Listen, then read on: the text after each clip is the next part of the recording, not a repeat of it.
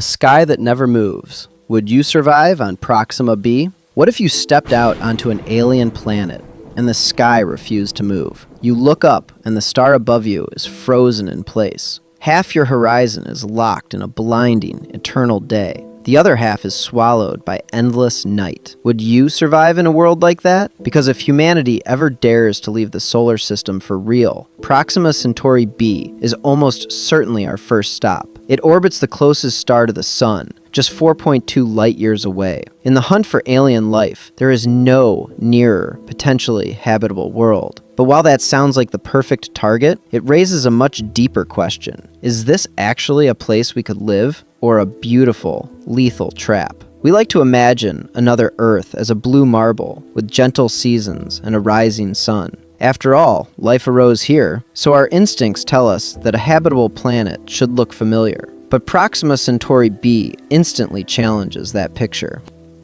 Its red dwarf star is so dim that the planet must cling in a tight orbit, circling in just 11 days. This means the same side almost certainly always faces the star.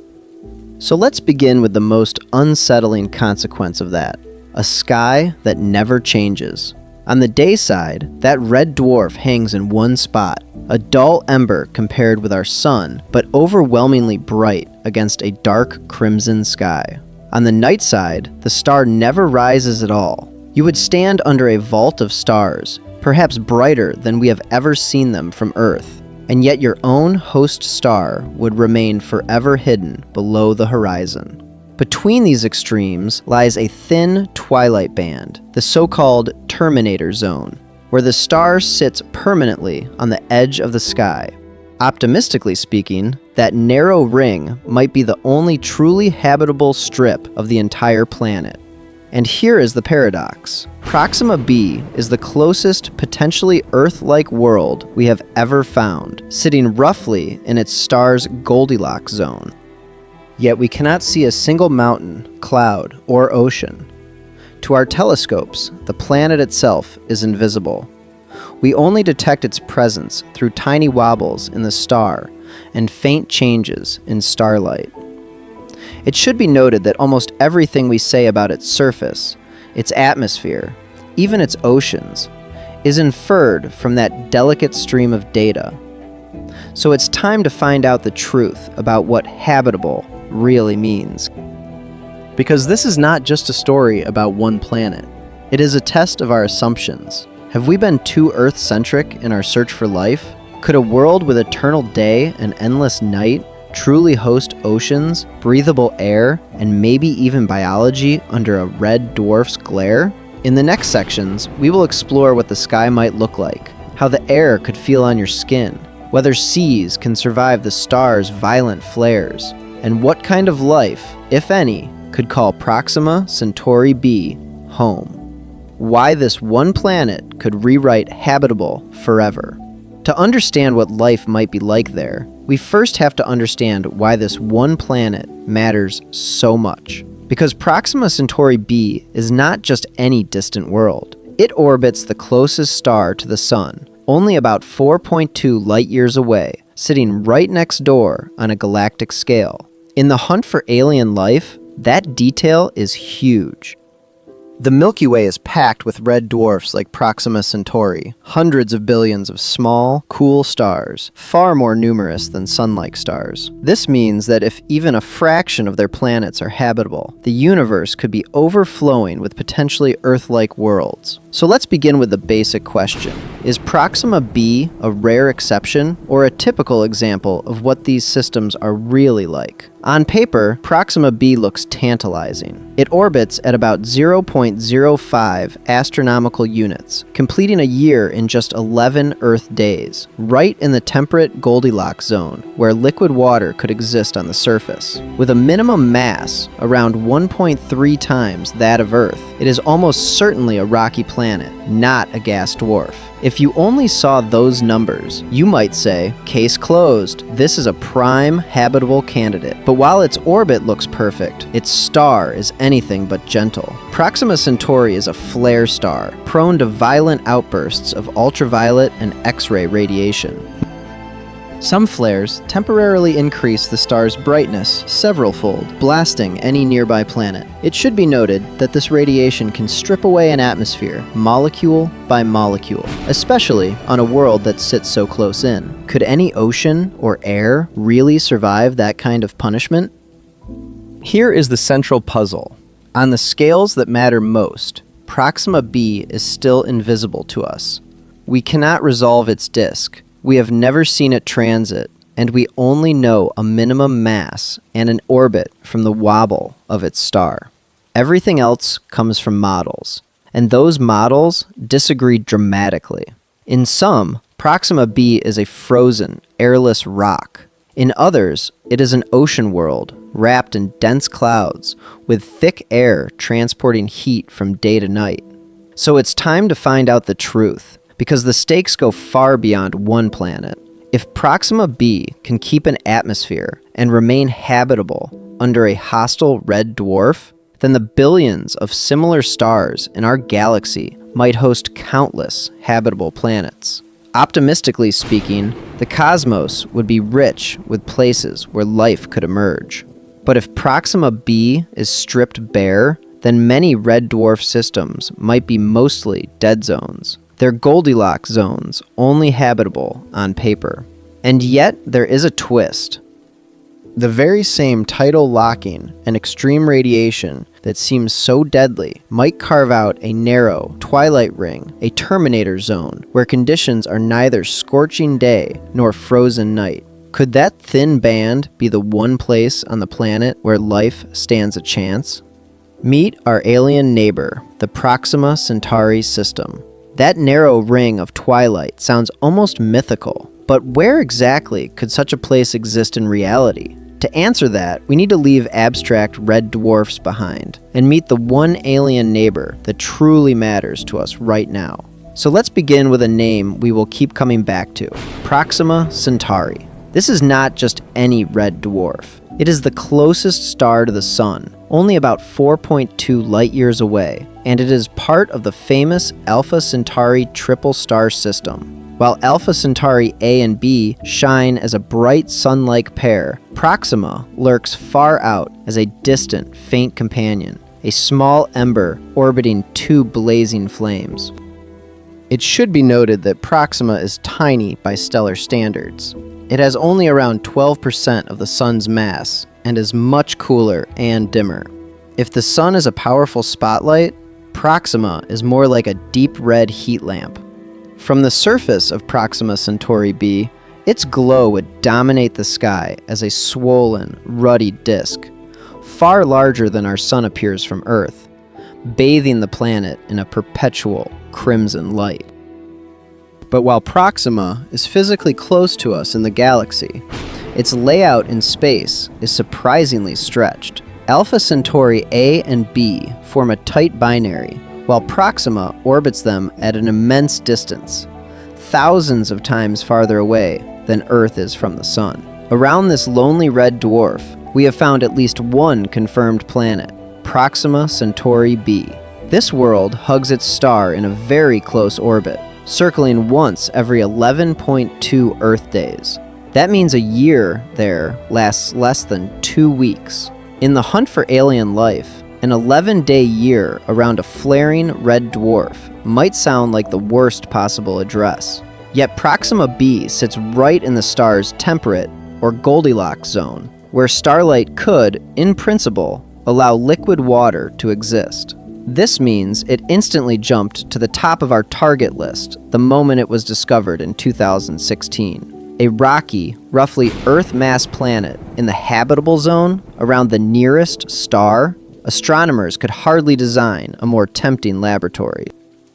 Why is it so compelling? Proximity. At just over 4 light-years away, Proxima b is close enough that future telescopes may be able to separate its faint light from the glare of its star and probe its atmosphere directly. And projects like Breakthrough Starshot even imagine sending tiny, laser-driven probes there within a human lifetime. So it's time to find out the truth. Could this be our first real glimpse of what life around red dwarfs might look like, long before we ever set foot on such a world? world? Optimistically speaking, if we can decode Proxima b, we will not just understand one planet, we will gain a template for countless other red dwarf systems across the universe, and a first answer to whether that fragile twilight ring can truly be alive. Our new eyes on alien worlds, telescopes that will judge Proxima b. So let's begin with a reality check. For all the headlines, we have never actually seen Proxima Centauri b. Not as a pale dot, not as a crescent, nothing. We discovered this planet by watching its star. Tiny, rhythmic shifts in Proxima Centauri's spectrum revealed that something was tugging on the red dwarf, pulling it first toward us, then away. Those radial velocity wobbles told us a few key things: an 11-day orbit, a minimum mass about 1.3 times Earth's, and a position in the temperate Goldilocks zone. But while that sounds detailed, it should be noted that almost everything else is still an educated guess.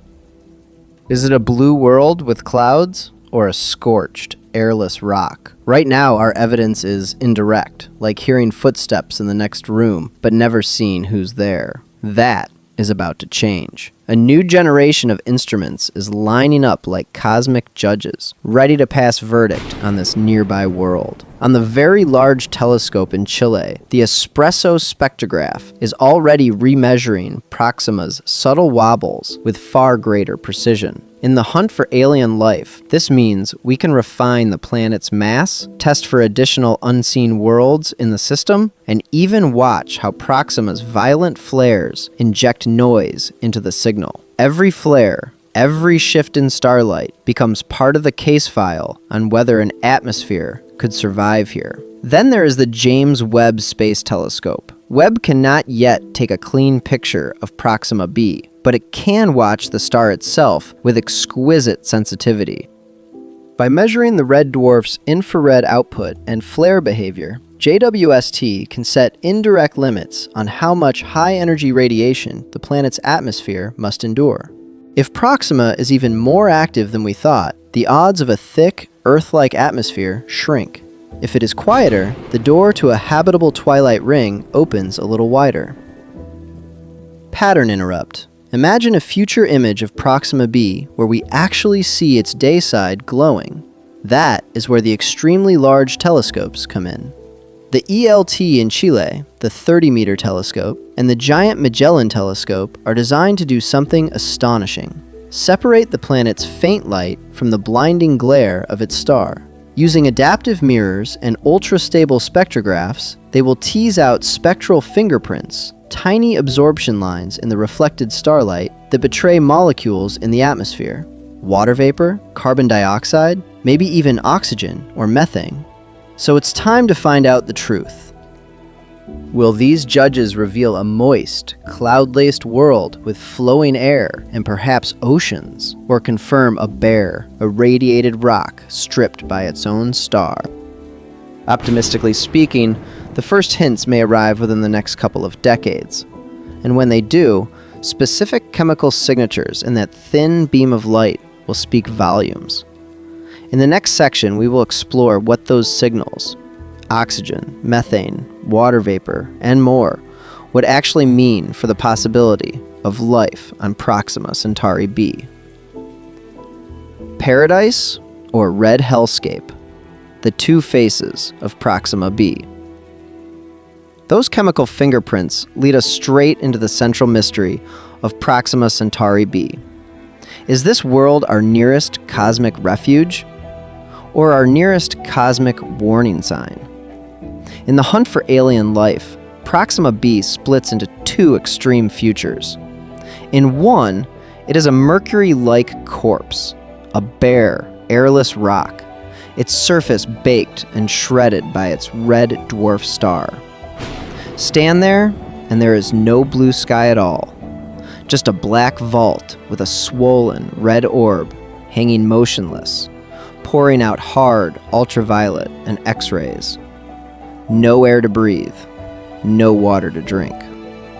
Just a radioactive desert where even electronics would struggle to survive. But while that is one possibility, there is another, far more hopeful vision. Imagine instead a super-Earth, with thick air, deep oceans, and towering clouds wrapped around the planet like armor. You walk along a dim red shoreline, waves rolling in under a sky of glowing copper and violet, the star smeared behind layers of cloud. The atmosphere scatters the harsh radiation. The oceans move heat from the day side to the night side, and the surface settles into a strange but genuinely habitable climate. So which face does Proxima b actually wear? This means we have to look at the key physical levers that decide its fate. First, flare intensity. Proxima Centauri is a flare star. Violent eruptions can briefly make it several times brighter, flooding the planet with energetic particles. Too many flares for too long, and any early atmosphere could have been stripped away into space. Second, the planet's initial water inventory. If Proxima b formed with Earth-like oceans, or even more, it might have had enough water to absorb eons of abuse, with ice caps and deep seas acting as long-term reservoirs. But if it started dry, or lost most of its water early, the story tilts hard toward the red hellscape. Third, magnetic field strength. A strong magnetic field, like Earth's, can deflect much of the star's charged particle wind. Without it, the upper atmosphere is exposed, slowly eroded away. It should be noted that we do not yet know if tidally locked super-Earths can maintain such fields for billions of years. Finally, atmospheric composition. A dense mix of nitrogen, carbon dioxide, and water vapor could trap heat and redistribute it, keeping that Goldilocks zone, ring around the Terminator, warm and stable. A thin or exotic atmosphere, by contrast, might collapse, freeze out, or simply vanish. So it's time to find out the truth in a sharper way. Is Proxima Centauri b the closest place in the universe we might one day call home, or the closest reminder that most worlds are hostile by default? By the end of this video, you will be able to argue using real physics and real data for one side or the other. Optimistically speaking, the answer may already be hiding in how those future spectra line up. And in the next section, we will ask a very direct question. If we see oxygen, methane, and water together, does that mean something is alive on Proxima b? Or something far stranger is at work?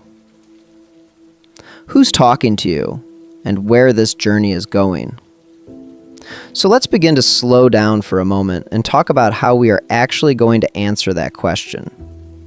You are watching Channel, and I'm host. On this channel, we take real astrophysics, real data, and build it into something you can feel. What it might be like to stand on another planet and look up.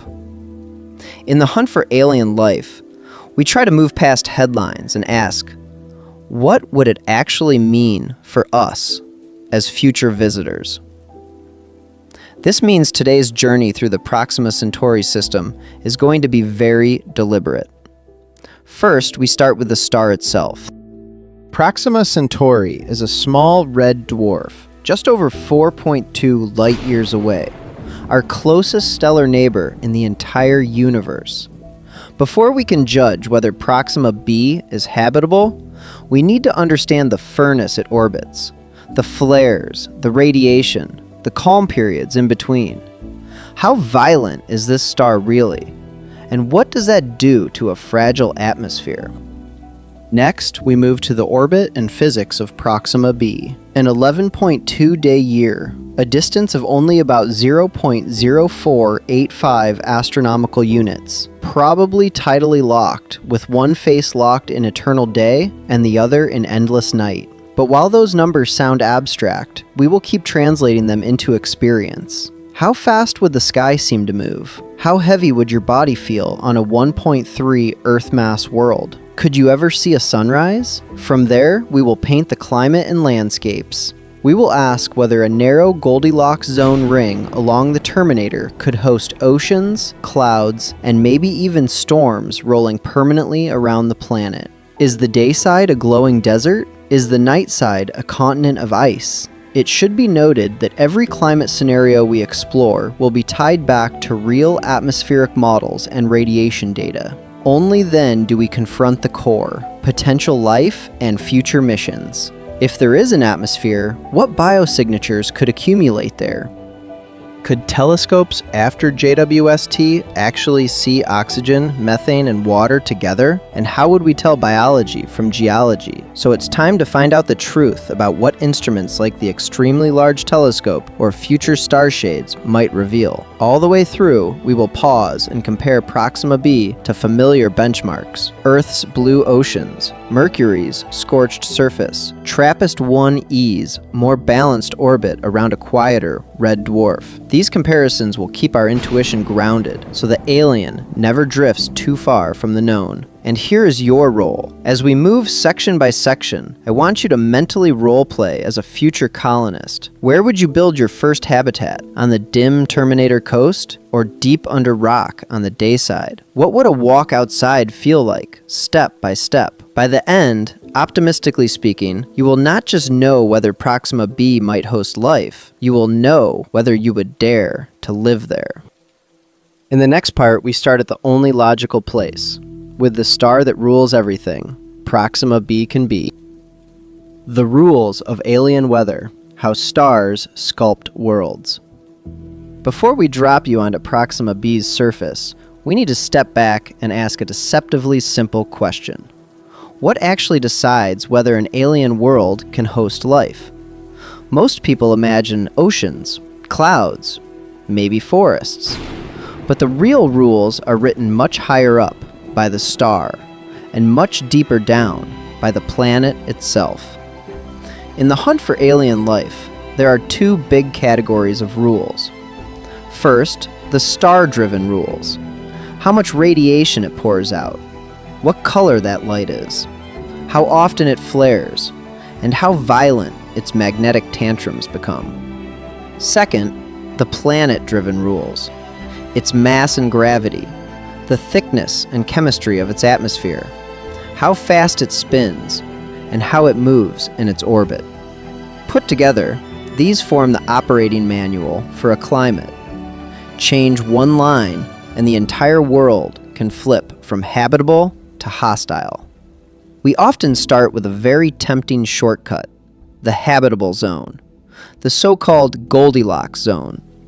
This is the band around a star, where in principle, a planet could have liquid water on its surface. But while this is a useful first filter, it is also misleading. The habitable zone only tells us about the energy at the top of the atmosphere. It says nothing about whether there is an atmosphere at all, or whether a runaway greenhouse or global ice shell has already rewritten the script below. This means two planets at the same distance from the same star can live completely different lives. One could be an Earth-like ocean world, the other an airless rock. It should be noted that even here in our own solar system, Venus and Earth both sit near the middle of the sun's Goldilocks zone, yet one is a temperate cradle for life, and the other is a high-pressure furnace, hot enough to melt lead. Around a red dwarf, another rule becomes almost unavoidable: tidal locking.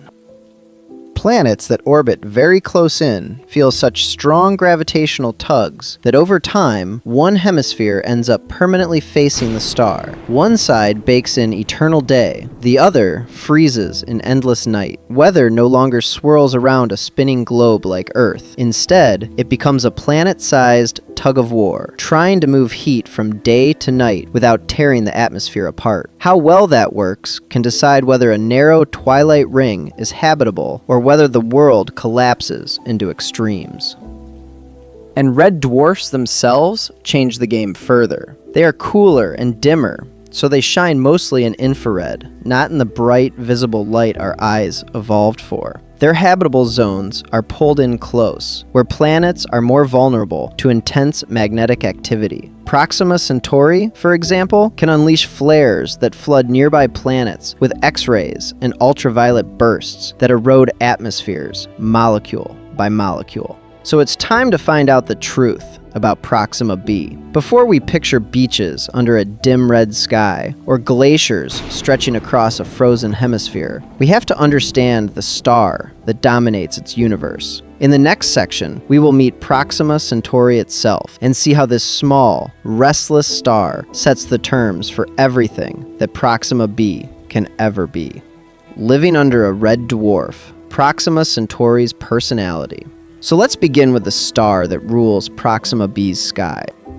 If we want to know whether this planet can host life, we first have to understand the strange, compact furnace at its center. Proxima Centauri is our Sun's closest stellar neighbor, but it could hardly be more different. Imagine our Sun as a bright yellow beach ball. Next to it, Proxima is a deep red golf ball. It has only about 1/8 of the Sun's mass and roughly 1/7 of its width.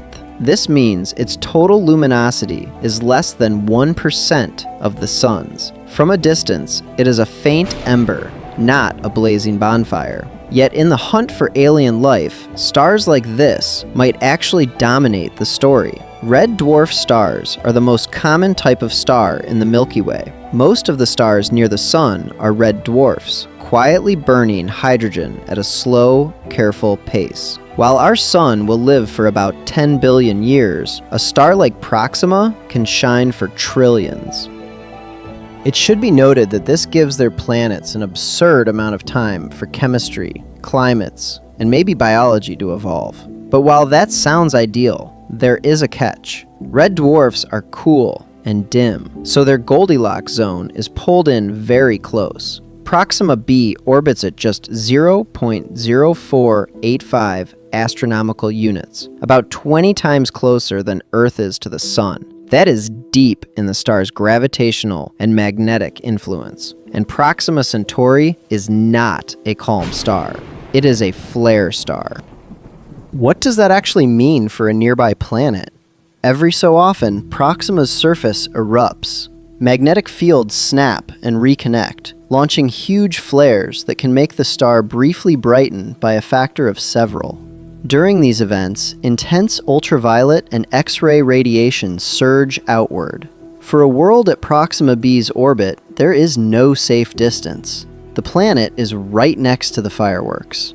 This means habitability becomes a race between protection and erosion.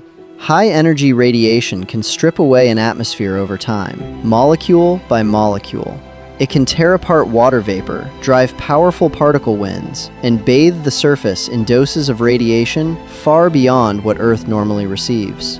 Any potential biosphere would need either deep oceans, thick air, or underground shelter just to survive the worst storms. Optimistically speaking, a strong magnetic field or a very dense atmosphere could shield Proxima b, but we do not yet know if it has either. So it's time to find out the truth. Is Proxima b a hardened survivor with a stable Earth-like atmosphere, or a bare, blasted rock? In the next section, we will move down from the star to the planet itself, and what we find at that orbit may surprise us. A star that never sets, how Proxima would look from the ground. So if Proxima b has endured its star's fury, what would it actually feel like to stand there and look up? For all the talk of radiation and atmospheres, this is the moment we care about in the hunt for alien life. The sky, the light, the sense of time itself. From the surface, Proxima Centauri would not look like our familiar white-yellow sun. It would hang as a deep red-orange disk, richer than any sunset we see on Earth. Because Proxima is so close to its planet, that disk would appear larger than the sun does in our sky, a swollen ember rather than a blazing torch. It should be noted that despite being physically smaller than the sun, its proximity more than makes up for it in apparent size. But while it looks larger, it would not feel brighter.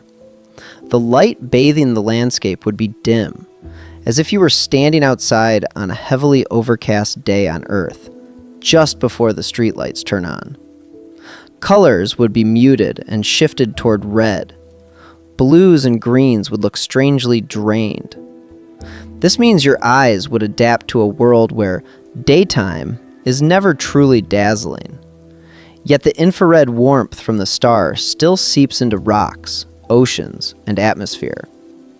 Now comes the really alien part. Because Proxima b is probably tidally locked, the star would not rise or set at all on the day side. It would simply hang in the same place in the sky forever. Directly under it, at the substellar point, It would glow high overhead, move toward the terminator, the twilight ring between day and night, and the star would slide lower and lower, but still frozen in position. Time zones would not be lines on a map. They would be permanent bands on the planet. Pattern interrupt. Imagine walking east for a week. The star does not move. The shadows do not drift. Instead, the entire concept of morning and evening is replaced by geography. Where you live determines your time of day, not the rotation of the planet. Under this steady, red illumination, shadows would be soft and long, except when Proxima does what red dwarfs are famous for: flare. During a major flare, the star's disk could brighten violently, its red-orange face suddenly sharpening, throwing stark, high-contrast shadows across the landscape. For a few minutes or hours, the sky might feel almost like a true sunny day, with ultraviolet levels spiking to dangerous intensities. So let's begin to think biologically. How do organisms sleep, wake, and grow when there is no natural day-night cycle, only a constant red glow? Optimistically speaking, life could evolve internal clocks tuned to subtle changes, perhaps to tiny atmospheric temperature swings, or the rhythm of flares themselves. But for any future human settlers, and for any Earth-like plants we bring, adapting circadian rhythms and photosynthesis to a star that never sets may be the greatest challenge of all. So it's time to find out the truth. Can a world with a frozen sky still be truly habitable, or does Proxima's eternal red noon push life to the very edge of what is possible? The dangerous gift: why Proxima's fury might not be the end. If Proxima's sky is frozen, does that mean the verdict on life there is frozen too? For many years, the answer seemed to be yes, and the judgment was harsh. In the hunt for alien life, red dwarf systems like Proxima's often look doomed from the start. Proxima Centauri is a flare star, and not a gentle one. It can unleash eruptions that briefly make it far brighter, saturating Proxima b with ultraviolet and X-ray radiation. In the worst-case picture, those flares strip away the planet's atmosphere, piece by piece, blow its oceans into space, and sterilize the surface with charged particles. Why even talk about a habitable Goldilocks zone if the star behaves like a blowtorch? But while that image is dramatic, it is also incomplete. Planets are not passive victims. They fight back. A strong magnetic field can deflect much of the charged particle wind, just as Earth's magnetosphere funnels radiation toward the poles and protects most of our atmosphere. It should be noted that Proxima b's slightly higher mass could help it hold on to a thick atmosphere more tightly than Earth does, if it started with enough gas and water in the first place. Then there is the atmosphere itself. A deep, dense blanket of air can soak up high-energy photons in its upper layers, turning deadly radiation into heat and diffuse light long before it reaches the ground. Add a global ocean, and you gain another shield: water. Even a few meters of water dramatically cut radiation levels. 100 meters down, a Proxima ocean could feel as calm, in radiation terms, as Earth's deep sea today. This means that even if the surface is harsh, the subsurface or underwater environment could remain surprisingly stable. So what do the models say when we put all of this together? Several climate and atmospheric escape simulations suggest that even under intense flaring, a sufficiently dense atmosphere on Proxima b could survive for billions of years. The upper layers might be eroded, but volcanic outgassing, comet impacts, and internal reservoirs could replenish what is lost. Over time, the system can settle into a sort of uneasy truce. The star strips, the planet resupplies, and a thick, possibly Earth-like atmosphere persists. Paradoxically, Proxima's faintness may help. Because the star is so dim, the habitable zone hugs close in, giving Proxima b its 11-day orbit. That is why the flares matter so much. But the same low luminosity also means Proxima will burn steadily for trillions of years, vastly longer than our Sun. Optimistically speaking, that gives life an enormous span of time to adapt, evolve shielding strategies, and exploit every niche, from twilight coasts to deep oceans, and perhaps even underground caverns. So it's time to find out the truth. Proxima is dangerous, but not automatically disqualifying. The real story depends on what Proxima b itself brings to the table: its magnetic field, its water, its atmosphere. And to uncover those, we will have to turn to the next generation of telescopes and ask what faint, stolen photons from this nearby world can really tell us. How we first met. Proxima b, the wobble in the starlight. To answer what Proxima b is really like, we first have to ask a simpler question. How do we even know it exists? Back in 2016, astronomers announced that the closest star to the Sun, Proxima Centauri, was not alone. Hidden in its light was the subtle fingerprint of a planet. So let's begin with that discovery. Proxima Centauri is a dim red dwarf, invisible to the naked eye. Yet it became the stage for one of the most dramatic announcements in exoplanet science. Using the HARPS spectrograph in Chile and other instruments, researchers spent years collecting data, watching Proxima's light with almost obsessive patience. They were looking for a wobble, not a dramatic sway, but a motion so small it would shift the star's light by just a few meters per second. This is the radial velocity method. When a planet orbits a star, gravity does not let the star sit perfectly still.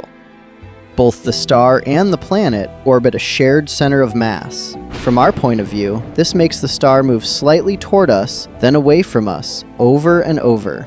That motion imprints a regular Doppler shift on the star's spectrum. When the star moves toward us, its light is shifted very slightly bluer. When it moves away, slightly redder.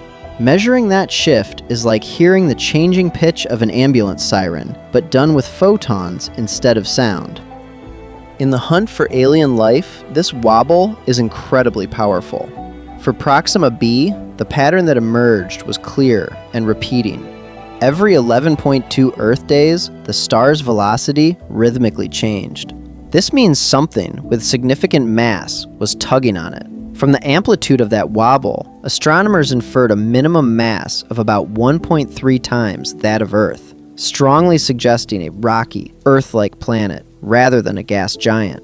And given Proxima's low luminosity, that tight 0.0485 astronomical unit orbit places Proxima b squarely in the temperate, so-called Goldilocks zone, where liquid water could, in principle, exist. It should be noted that minimum mass hides a major catch. Radial velocity only measures motion along our line of sight. So if the planet's orbit is tilted, we are seeing only part of the true effect. The real mass could be larger. We also do not get a radius, so we cannot directly calculate density. Composition, surface conditions, even whether there is any atmosphere at all, remain completely unconstrained by this method alone. We know there is a planet, we know roughly how heavy it is and how close it orbits, but the rest is, for now, educated guesswork. Optimistically speaking, that guesswork will not last forever. By combining radial velocity with future techniques like direct imaging, precision astrometry, and spectroscopy with upcoming instruments, we will slowly sharpen this blurry outline into a portrait. The question is, when we finally see Proxima b in detail, will it look like a nearby oasis or something far more hostile? Orbiting in 11 days, the strange year of Proxima b. So if Proxima b is either an oasis or a hostile wasteland, how fast does that world actually turn beneath its red sun? Because before we can talk about oceans or atmospheres, we need to understand the rhythm of its year and day. Proxima Centauri b races around its star in just 11.2 Earth days. That is its entire year. In the hunt for alien life, this is already strange. Mercury, the innermost planet of our own system, takes 88 days to complete an orbit, and still sits at about 0.39 astronomical units from the Sun. Proxima b, by contrast, hugs its red dwarf at only about 0.0485 astronomical units, less than 1/7 of Mercury's distance, yet somehow still lies in the temperate, possible Goldilocks zone. But while its orbit is tight, the real twist is how that orbit reshapes the planet's rotation. Over time, the powerful gravity of the nearby star likely grabbed hold of Proxima b's spin and slowed it again and again until one hemisphere always faces the star. This means Proxima b is probably tidally locked, the same way our moon always shows one face to Earth. It should be noted that this is not just a minor detail. It rewrites how we think about its surface, its climate, and even where life could hide. Imagine standing at the point directly under Proxima Centauri in the sky. The star never moves. It hangs there, swollen and red, eternally frozen at noon. This is the blazing substellar point, where energy from the star pours down without ever sliding into evening. Move away from this point, and the light begins to slant, dim, and redden until you reach a narrow band where the star forever hovers on the horizon.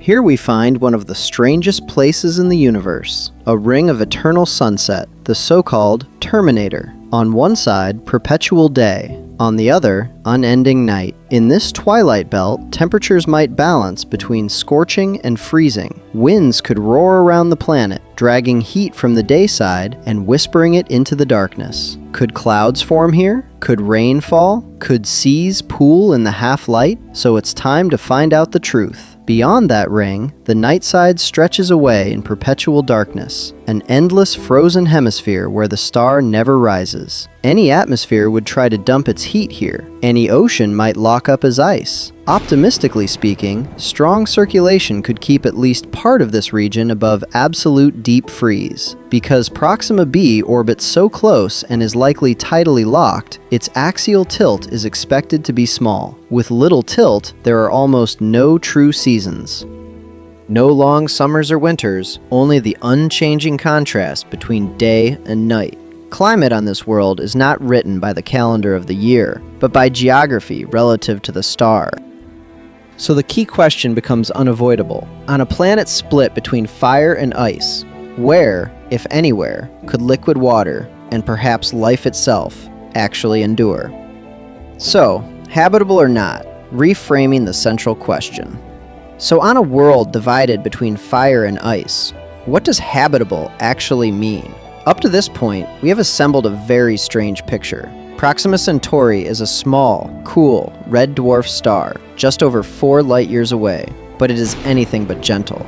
It flares, it blasts out X-rays and ultraviolet radiation, and its habitable Goldilocks zone is pressed right up against the star.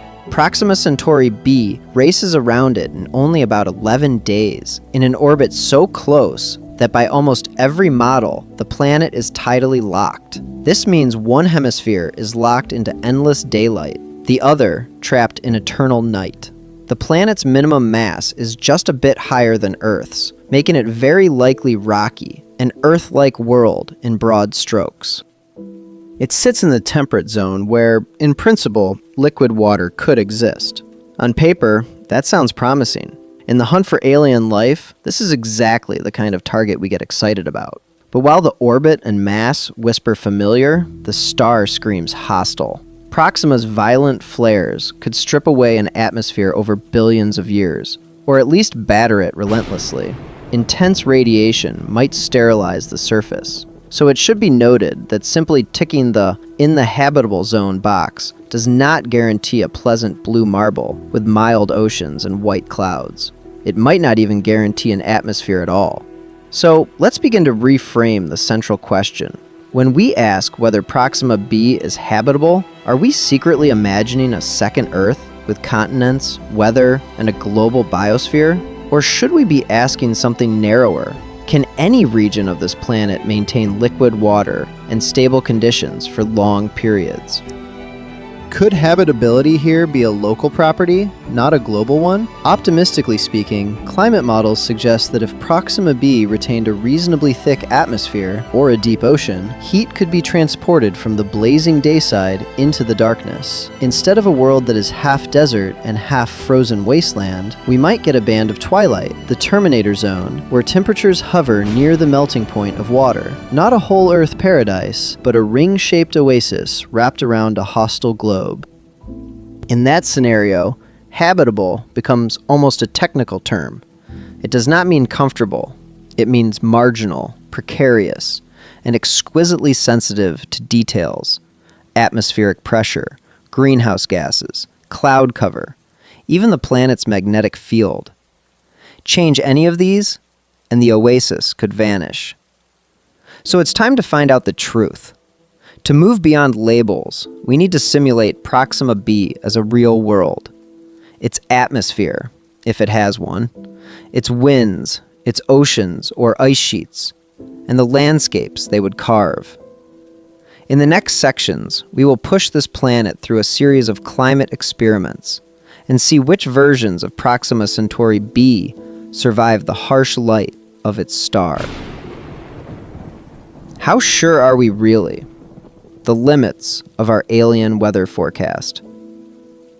Before we throw Proxima Centauri b into our climate machine and watch the weather roll in, we need to admit something slightly uncomfortable.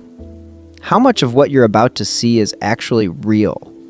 And how much is an educated guess?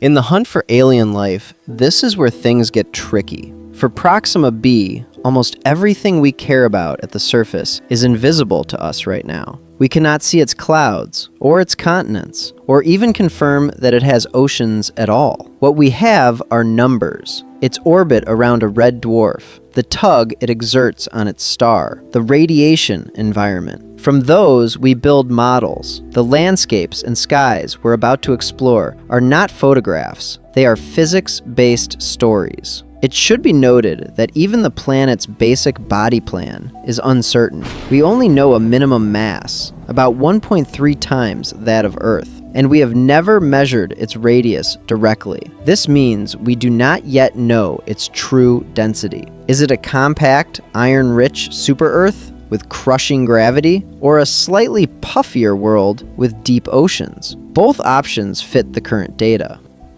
Change the radius in the model, and suddenly, mountains become higher or lower, air pressure at sea level shifts, and what feels habitable changes with it.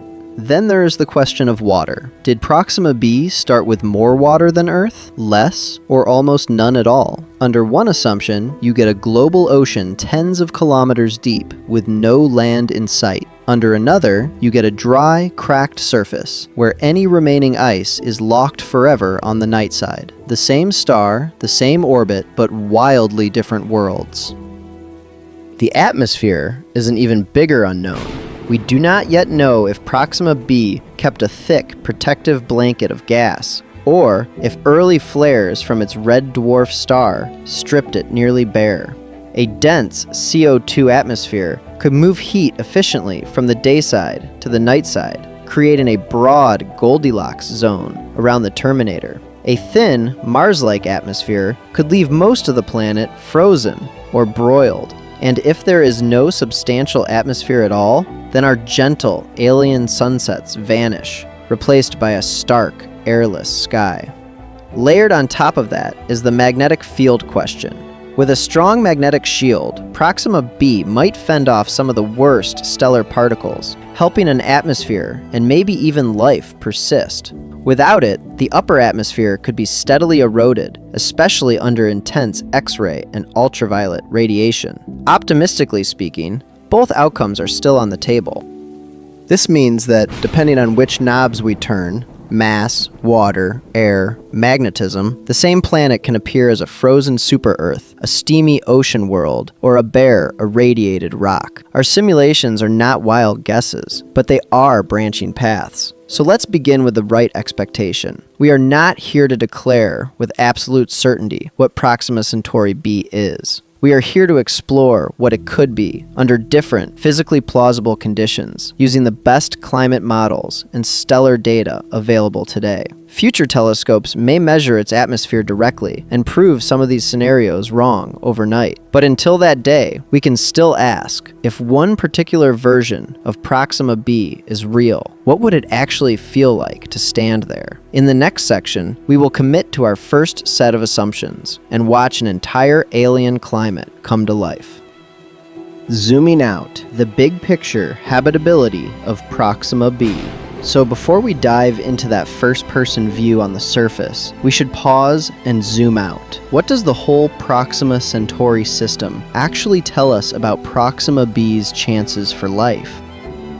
In the hunt for alien life, this planet has some undeniable advantages. Proxima b has a minimum mass about 1.3 times that of Earth, which strongly suggests a rocky, Earth-like world rather than a puffy gas dwarf. It orbits right in the star's temperate, or Goldilocks zone, taking just 11.2 days to complete a year. This means, in principle, starlight could allow liquid water to exist on its surface. There is another point in its favor. Proxima Centauri is a red dwarf, cool and dim compared to the Sun, but it burns its fuel incredibly slowly. While our star will last about 10 billion years, Proxima's main sequence lifetime stretches into the trillions. It should be noted that this gives any potentially habitable planet around it an absurd amount of time for chemistry, evolution, and maybe even civilizations to unfold, if the environment cooperates. But while the overall setup sounds promising, the local weather in this system can be brutal. Proxima is a flare star. It unleashes frequent bursts of ultraviolet and X-ray radiation that can hammer the top of a planet's atmosphere. This means Proxima b may have spent billions of years being sandblasted by high-energy particles, which could erode an atmosphere, strip away oceans, and sterilize exposed surfaces. On top of that, Proxima b almost certainly keeps one face locked toward its star, one hemisphere in endless day, the other in eternal night. Does that automatically kill habitability?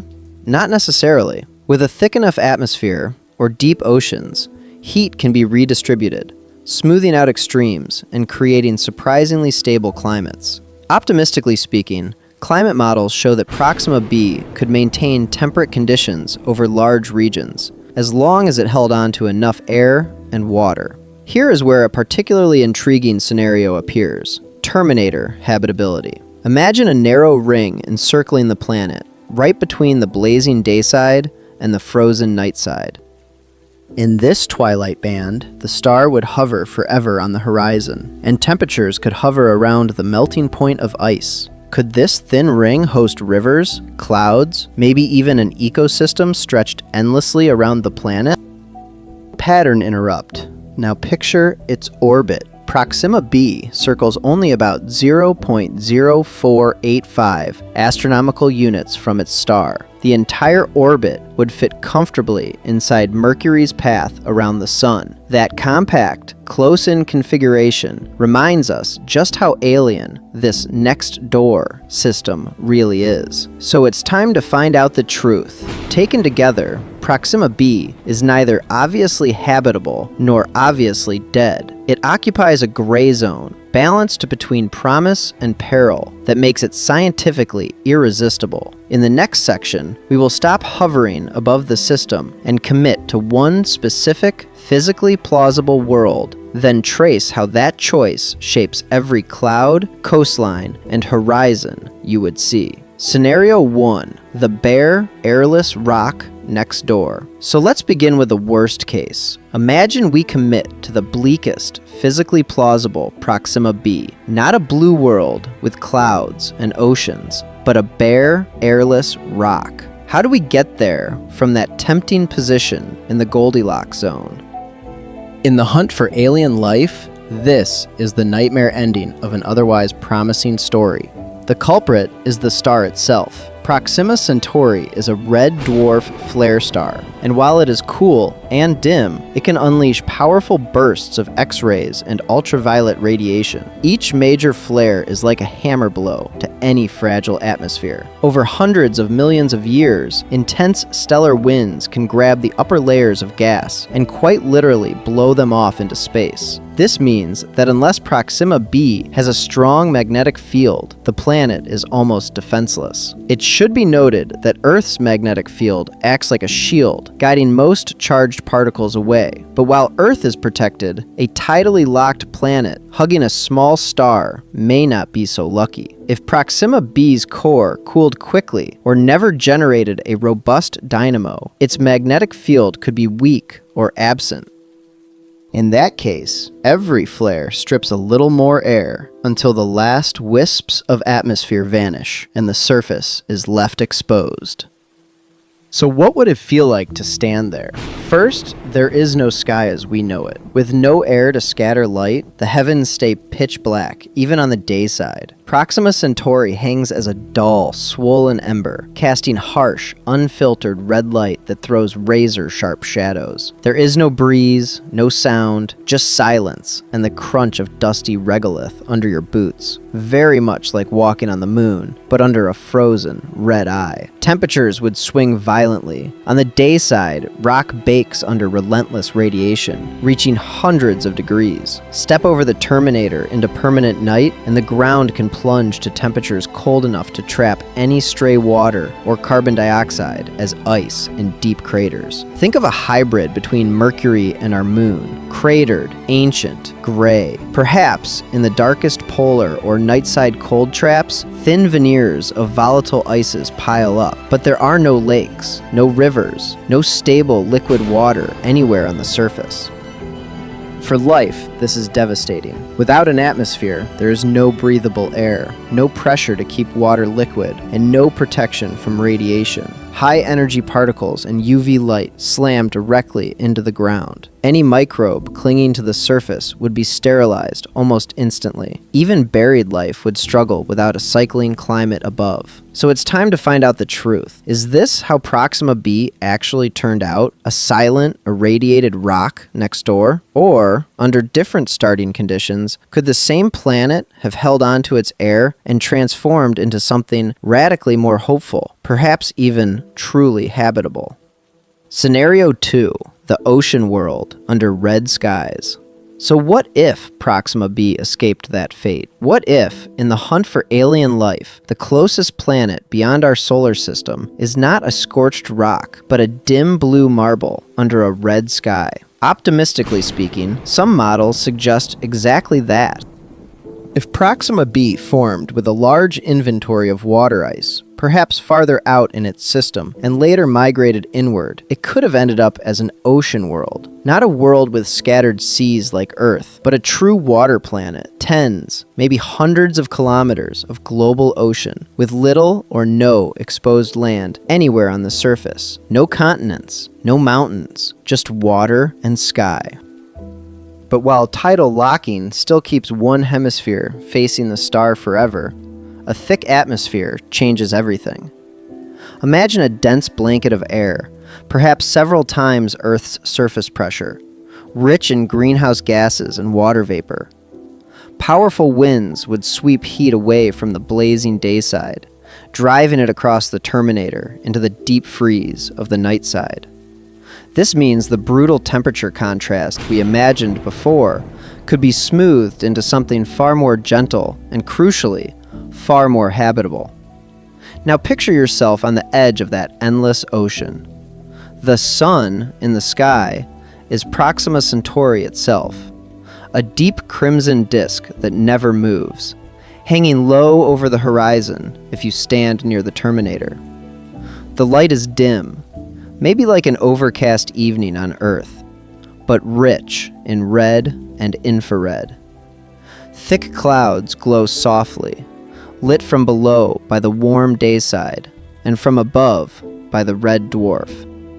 The waves are dark, almost black, and as night deepens behind you, faint streaks of bioluminescence ripple through the water. Could alien plankton here glow a deep blue-green, turning the ocean into a living, shifting constellation? It should be noted that in this scenario, the same thick atmosphere that redistributes heat also acts as a shield. High-energy particles from Proxima's frequent flares slam into the upper layers of the air, but much of that radiation never reaches the surface. Add in tens of kilometers of water, and the deep ocean becomes one of the safest places in the entire system. A meter of seawater blocks most ultraviolet. A few hundred meters turn deadly X-rays into a distant rumor. So let's begin to imagine the biology. On Earth, some of the richest ecosystems exist far from sunlight, around deep-sea vents and in the dark mid-ocean. Life there feeds on chemistry, not starlight. On Proxima b, even if the surface is harsh in places, storm-lashed dayside, freezing nightside ice, the subsurface ocean could be teeming. Floating microbial mats in the twilight zone, filter feeders drifting through perpetual red dusk, entire food webs thriving far below the reach of flares. So it's time to find out the truth. If Proxima b is an ocean world under red skies, how would we ever confirm it from 4.2 light-years away? And what signatures of that hidden ocean life should we be searching for next? Scenario 3, the narrow ring of twilight. But what if Proxima b's ocean is not global at all? What if the only truly comfortable place for life is a razor-thin ring wrapped around the planet, forever caught between day and night? This is the Terminator Zone idea, and it starts with tidal locking. Because Proxima b orbits so close to its red dwarf star, gravity likely forces one hemisphere to face the star at all times. One side bakes under constant illumination, the other lies in endless night. This means the day side could be a scorching desert or even a magma plain, while the night side becomes a frozen, airless wasteland where the atmosphere itself might start to condense as ice. In between, a narrow band where the star forever hugs the horizon.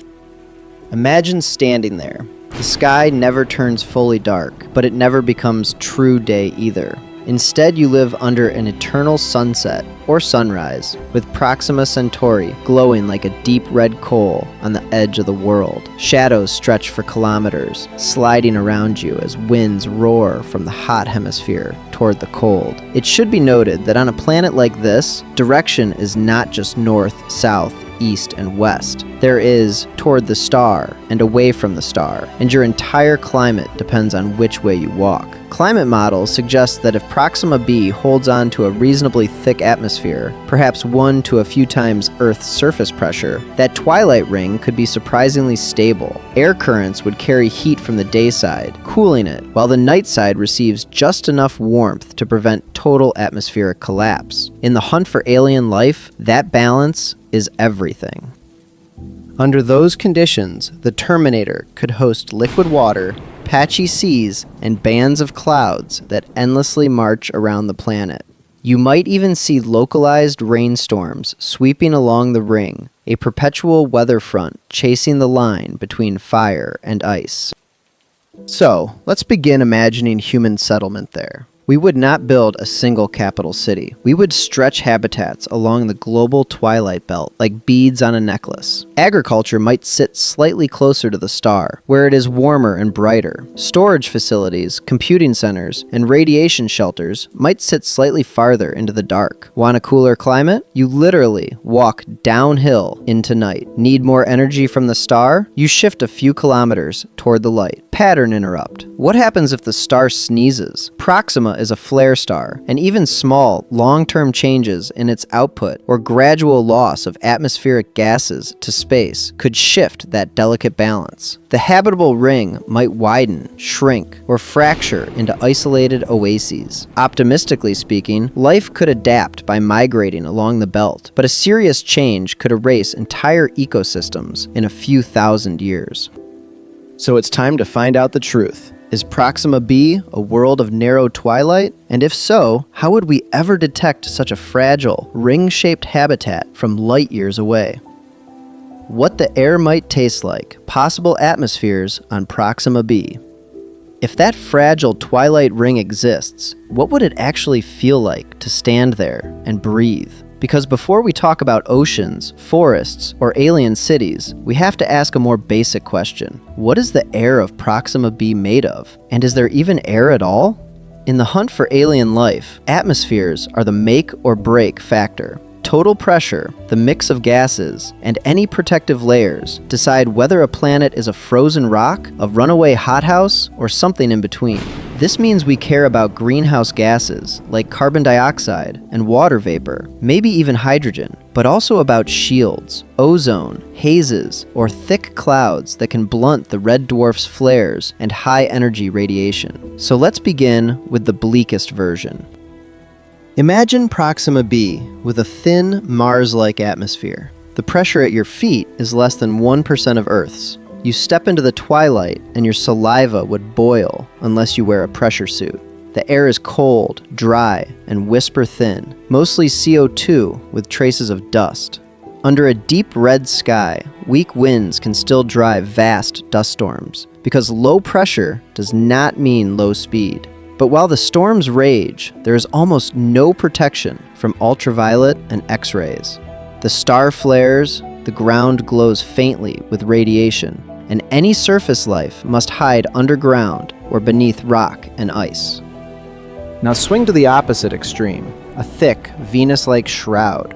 Here the pressure could be dozens of times Earth's, the temperature hot enough to melt lead pipes. You would not just feel heavy, you would feel crushed. Sunlight from the star never reaches the ground directly, scattered instead by opaque clouds of CO2 and sulfur-like aerosols. The sky is a bright, uniform orange, the landscape dim and hazy. It should be noted that such an atmosphere would be a greenhouse on overdrive, trapping nearly all incoming energy. Surface oceans would boil away, rocks would slowly cook, and any life would be forced high in the clouds, if it could exist at all. Between these two nightmares lies the sweet spot, an Earth to super-Earth atmosphere. Enough pressure to move heat from day to night, to buffer temperature swings, and to absorb some of the red dwarf's tantrums, but not so much that the planet chokes on its own greenhouse blanket. On such a world, the air might be 1 to 2 times thicker than Earth's, rich in nitrogen, with a bit more CO2 for warmth, and water vapor cycling through clouds. How would that feel? Breathing might be slightly harder, or easier, depending on gravity, but still possible with an oxygen mask. The sky above the Terminator could be a dark, wine-red gradient, with the star a dull ember that never sets. Sunlight would feel weaker but redder on your skin, like standing outdoors just after sunset on Earth, stretched across the entire dayside. Optimistically speaking, photochemical hazes high above could add a purple or copper tint, quietly shielding you from the harshest radiation while painting the heavens in permanent alien twilight. So it's time to find out the truth. If such an atmosphere exists, what clues would leak across 4.2 light-years and betray the chemistry of this hidden world? Alien winds, how weather works on a tidally locked world. That hidden chemistry is not just about what's in the air, but how that air moves. So let's begin with a simple question. What happens to weather on a planet where the star never rises or sets? On Proxima Centauri b, the most likely answer is tidal locking. One hemisphere faces the red dwarf forever, baked under a permanent, dim, crimson sun. The other is trapped in endless night. This means the substellar point, the spot directly under the star, becomes a gigantic, fixed hotspot. Air there is heated, rises in a powerful updraft, and then streams outward, high in the atmosphere, toward the frozen, dark side. It should be noted that this single, permanent circulation cell could be the beating heart of the entire climate system. On Earth, we have Hadley cells in each hemisphere, rising near the equator and sinking around 30 degrees latitude, plus jet streams that snake and shift with the seasons. Imagine all of that, but locked in place. Over Proxima b's dayside, models suggest a towering column of rising air flanked by broad, slow-sinking regions closer to the Terminator. Above, high-altitude winds race away from the hot spot, Below, near the surface, colder, denser air flows back in from the night side, completing a global conveyor belt. But while that day-to-night flow is the basic picture, the details could be far stranger. Many simulations predict intense jets blasting from dayside to nightside at hundreds of kilometers per hour. Some even show a super-rotating equatorial wind where the whole atmosphere at low latitudes races around the planet faster than the surface itself. Can we picture that? Standing in the Terminator zone, you might feel a constant, howling crosswind as the sky above you tries to outrun the ground beneath your feet. In the hunt for alien life, these winds are not just dramatic, they are vital. Without them, the nightside atmosphere could cool, condense, and eventually freeze out onto the surface as nitrogen and carbon dioxide ice. The planet would suffocate itself on the dark side. But with strong circulation, heat and gas are pumped continually into the cold hemisphere, keeping temperatures high enough that at least part of the air stays mobile and, potentially, habitable. Optimistically speaking, a dense atmosphere, or even an ocean, could smooth out the extremes, turning a narrow Goldilocks zone ring into a broader, more forgiving habitat. So it's time to find out the truth. In such a dynamic atmosphere, what would we actually see? How would clouds pile up along the twilight line where hot and cold air collide? Would storms spiral endlessly under a red star, laced with alien lightning flickering against a permanent, blood-tinted sky? Skies of blood and ice, clouds, storms, and alien seasons. To answer that, we have to look up. If Proxima b really holds on to a thick, Earth-like atmosphere, the first thing we would notice is not the ground under our feet, but the sky above our heads. Right under the substellar point, where the red dwarf hangs frozen at zenith, models suggest a colossal, bright cloud shield. Warm air would rise continuously, cool and condense, building a permanent, swirling ceiling of white and copper. This means a lot of the star's dim light would be bounced back to space, protecting the surface below from the worst of the radiation, but also plunging it into a kind of bright, overcast twilight. So let's begin at the most extreme place we could stand, directly beneath that unmoving star. Around us, the air would be restless. Hot surface layers race upward, moisture condenses into towering convective storms, and the sky never fully clears. Would it feel like a never-ending tropical afternoon? Perhaps. Some simulations even suggest a near-perpetual drizzle as rising air spreads outward and rains out gently. But while the average might be calm, individual storms could be brutal, with violent downpours and lightning ripping through the cloud tops, briefly turning the red glow a stark electric white. Move away from that central point, and the sky changes. As air flows outward and sinks, the cloud deck would thin, breaking into ragged sheets and scattered towers.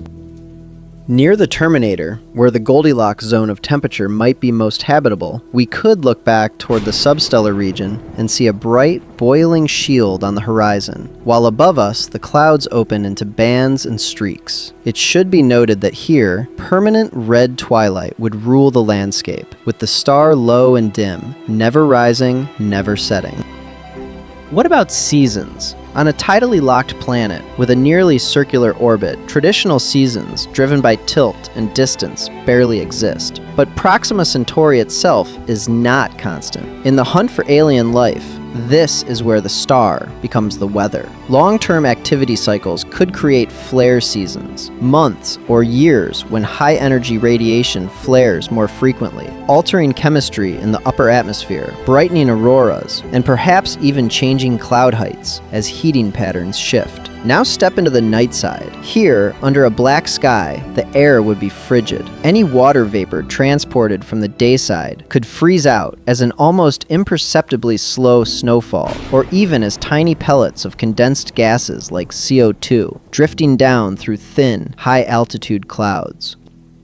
Beneath, the ground might be locked under ancient ice, while far above, the stellar wind slams into the planet's magnetic field, if it has one, painting the sky with vast red and green auroras that outshine the dim starlight scattered through the atmosphere. Optimistically speaking, lightning would still flash inside the distant dayside storms, their glow reflecting off the underside of high clouds even here. Imagine standing in permanent night, watching the horizon pulse faintly as alien thunderstorms rage beyond the curve of the planet.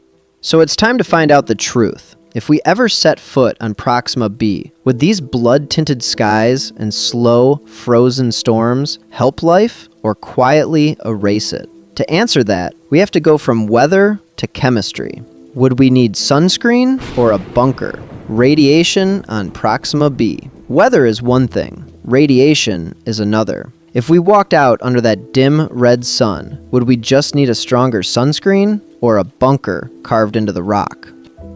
To answer that, we have to look not just at the planet, but at the star that rules this entire system.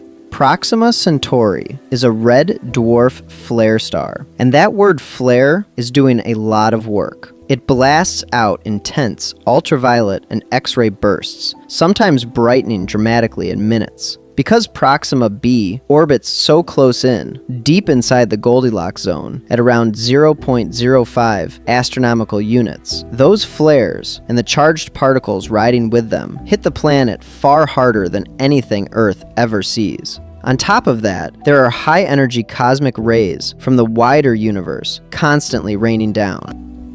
But while the star is harsh, what really matters for life is what stands between that radiation and the surface. This means two things: a magnetic field and an atmosphere. Earth's magnetic field deflects most of the solar wind, and our thick atmosphere absorbs the worst of the UV and X-rays. It should be noted that without those shields, Earth's surface would be far less habitable. So let's begin with the optimistic case. Optimistically speaking, if Proxima b has a strong magnetic field and a dense, Earth-like atmosphere, models suggest the surface radiation might be only a few times higher than Earth's background levels. That is like living permanently at high altitude or taking frequent long-haul flights. Not ideal, but survivable with modest shielding, especially on the twilight band, where the atmosphere could be thickest and clouds might further soften the blow. Now flip the scenario.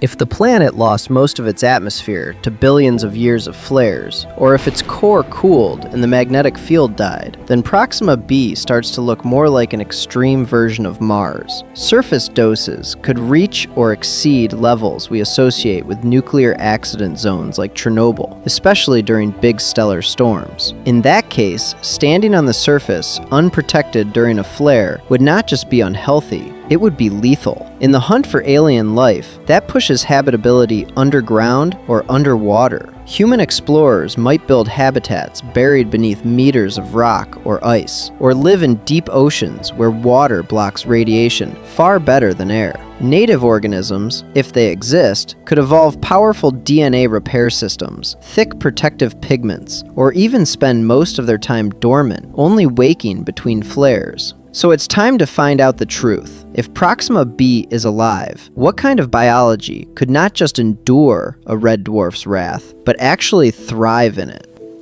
Life in eternal twilight, how alien biology might evolve. So what would life that actually thrives in this environment look like?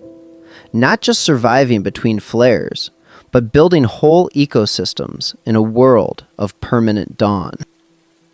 In the hunt for alien life, we usually start with something familiar: photosynthesis. On Earth, plants and algae harvest mostly visible light from our sun, but Proxima Centauri is a cool red dwarf, pouring out much more deep red and infrared. This means any photosynthetic organisms on Proxima b would almost certainly be tuned to those wavelengths, with pigments shifted far beyond our green chlorophyll. Instead of green forests, we might see landscapes covered in dark purple, deep brown, or even pitch black foliage. Why black? Because under a dim red star, wasting light is dangerous. Absorbing as much of the spectrum as possible would be a major evolutionary advantage. It should be noted that some Earth bacteria already use infrared light with exotic pigments, so nature has experimented with this strategy before. Proxima b would simply push it to the extreme. But what happens when there is no sunrise or sunset, ever? On a tidally locked planet, the star hangs frozen in the sky. Organisms on the day side would live under almost constant light, while those in the terminator zone would dwell in eternal twilight. Circadian rhythms like ours, tied to a 24-hour day-night cycle, might never evolve. Instead, biological clocks could sync to something else entirely. What if life there sleeps and wakes by the rhythm of stellar flares? Creatures might slow their metabolism or retreat into protective shells when Proxima brightens, then emerge to feed when the star calms down. On Earth, some microbes already track tides or seasonal cycles rather than day and night. Proxima b's biology could be keyed to an 11-day orbit, long-term magnetic cycles of the star, or even subtle changes in the planet's thin atmosphere after each flare. Radiation would still be a constant threat, so how do you stay alive under a star that lashes your world with X-rays and ultraviolet? One answer is to hide. Optimistically speaking, thick ice, deep oceans, or buried soils could shield entire biospheres. Organisms might evolve dense shells, layered protective pigments, and hyper-efficient DNA repair, much like the radiation-resistant bacterium Deinococcus radiodurans on Earth, which can reassemble shattered DNA strands. The most promising real estate could be the narrow terminator ring, where temperatures are neither scorching nor frozen. Imagine belts of cloud, sea, and rock circling the planet, with life clustering along climate bands that slowly shift as the atmosphere and orbit evolve. Over geological time, species might migrate around the planet, always chasing their preferred strip of habitability. And if life evolved independently on Proxima b, would it still use something like DNA? Or would we find completely new genetic molecules and unfamiliar pigments, reinventing biology from the ground up? So it's time to find out the truth. In the next section, we'll see how we might actually detect such alien ecosystems from 4.2 light-years away. If we moved there, human colonies on Proxima b. So if Proxima b really does host strange ecosystems, what would it actually feel like to live there alongside them? Not as distant observers, but as colonists, building the first human foothold around another star. Our first decision is where to put the cities. On a tidally locked planet, the day side burns under constant starlight, the night side freezes in endless darkness, and only a thin twilight ring in between may be truly habitable. This means the terminator zone becomes prime real estate. We can imagine a chain of settlements wrapped around the planet's circumference, always under a dim red dusk, where Proxima Centauri hangs motionless on the horizon. But while the twilight belt is the obvious choice, it should be noted that we might also burrow into the day side. If there are deep subsurface ice layers or rock that stays thermally stable, underground habitats could hide from radiation and flares, using the intense, fixed starlight as an energy source. On the night side, only the hardiest outposts would exist, embedded in ice and rock, relying entirely on imported heat and power. What would those habitats look like? Picture clustered domes and buried cylinders, covered in meters of regolith for radiation shielding. Inside, pressure-controlled Earth-like atmospheres would circulate, with temperature gradients so carefully managed that you could walk from Arctic research labs to Mediterranean parks in a few minutes. In the hunt for alien life, these sealed bubbles would feel almost paradoxical, islands of familiar biology on a profoundly alien world.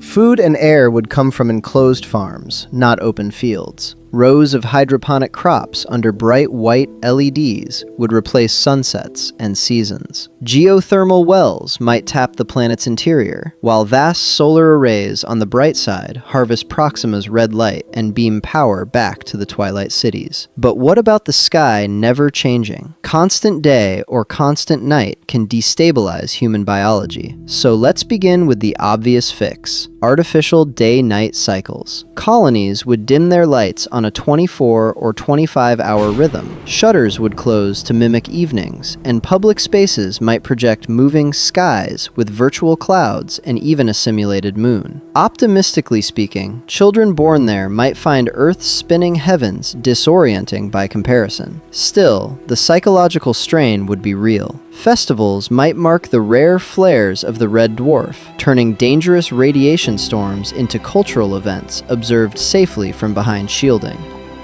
Entire art movements could grow around the unmoving star, the frozen shadows, the knowledge that half the planet never sees dawn. How would we move around such a world? One strategy is to follow the twilight itself.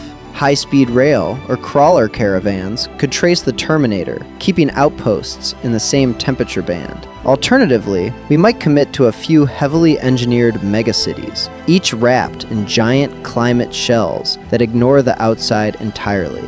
So it's time to find out the truth about Proxima B's appeal. It is close in cosmic terms, but life there would be anything but Earth-like. Survival would rest on engineering, not comfort, and every step outdoors would be a calculated risk. In the next section, we will see how our telescopes could distinguish between a world of sealed human domes and one already reshaped by alien biology. How we'd know it's alive. Biosignatures from 4.2 light-years away. So if we can't walk there yet, how would we even know whether Proxima b is already alive? In the hunt for alien life, we rarely see oceans or forests directly. We read the sky. When we talk about biosignatures, we really mean chemistry that refuses to sit still. A dead planet's atmosphere tends to slide into a comfortable balance where gases react until nothing much changes. But add life, and that balance breaks. Oxygen, methane, and carbon dioxide start appearing together in ratios that, under normal physics, should not last for long. This means if we ever saw abundant oxygen existing alongside methane on Proxima b, with carbon dioxide playing backup, we would have to ask, what is constantly replenishing these fragile combinations? On Earth, the answer is simple: life. Photosynthetic organisms pump out oxygen, microbes leak methane, and the atmosphere is forever out of equilibrium. So let's begin by imagining we could do the same kind of atmospheric detective work from 4.2 light-years away. In transit systems like TRAPPIST-1, telescopes watch starlight filter through a planet's atmosphere and look for fingerprints of specific molecules. Each gas absorbs certain colors, carving tiny, telltale notches in the spectrum. Proxima b, however, refuses to make it that easy. It should be noted that from our viewpoint, this planet does not pass in front of its red dwarf star. There is no convenient backlighting. Instead, we would need high-contrast spectroscopy, separating the faint reflected light of the planet from the overwhelming glare of Proxima Centauri itself. That is like discerning the glow of a firefly right next to a lighthouse across an ocean. Future giant telescopes, on the ground and in space, would stare for hundreds of hours, stacking data. They would search for an oxygen-methane imbalance, for water vapor bands hinting at clouds or oceans, and for carbon dioxide shaping the greenhouse strength. They might even look for hazes, complex, smog-like layers that on some worlds could be produced or modified by biological activity. Would we see seasonal swings in gas concentrations as Proxima b's orbit slowly shifts its illumination pattern, the way Earth's plants breathe in and out over the year? Optimistically speaking, even ambiguous hints would be revolutionary. A whisper of water vapor here, a strange lack of expected gases there, or a cocktail of molecules that looks nothing like Venus, Mars, or any lifeless template we know. All of that would instantly promote Proxima b to the top of the follow-up list. So it's time to find out the truth. If our instruments glimpse a chemically restless atmosphere on this nearby world, are we seeing weather, geology, or something that metabolizes? And if the atmosphere refuses to cooperate at all, we still have one more, even bolder way to search for alien fingerprints on Proxima B's surface itself. The first interstellar destination, Proxima B and future probes. What would it actually take to stop guessing about Proxima B and go there? Not with astronauts in shiny starships, but with something far smaller, far faster, and already being seriously discussed. So let's begin with one of the boldest ideas on the table: breakthrough starshot. In the hunt for alien life, we usually talk about bigger telescopes, better spectra, more subtle tricks with light. Starshot flips that script. Instead of waiting for the universe to send us more photons, we send tiny machines into the dark. The concept is deceptively simple. Gram-scale probes, each about the size of a chip or a postcard, pushed by an immense ground-based laser array until they reach perhaps 20% the speed of light. But while the idea is simple, the implications are staggering. At those speeds, the Alpha Centauri system is no longer an unreachable dream. Proxima Centauri, just 4.2 light-years away, becomes a destination with a timetable. This means that, optimistically speaking, a probe launched in the late 21st century could reach the Proxima system in roughly 20 years, then spend another 4 years beaming its data back to Earth. A single human lifetime could span the decision to launch, the cruise through interstellar space, and the moment the first close-up images arrive. What would those probes actually do when they scream past Proxima B? They would not break or enter orbit. They would be pure flybys, but incredibly sophisticated ones. Arrays of tiny cameras could capture high-resolution images of the planet's dayside and the dim terminator zone, finally telling us whether we are looking at oceans, ice caps, or bare rock. Magnetometers could test for a magnetic field, while particle detectors sample the star's fierce stellar wind. Miniature spectrometers could sniff starlight filtered through any atmosphere, searching for water vapor, oxygen, methane, or more exotic biosignatures. It should be noted that the engineering challenges here are brutal. How do you aim a swarm of postage stamp probes at a target smaller than a pixel, 4 light-years away, when even a tiny error in the initial push means missing the entire system?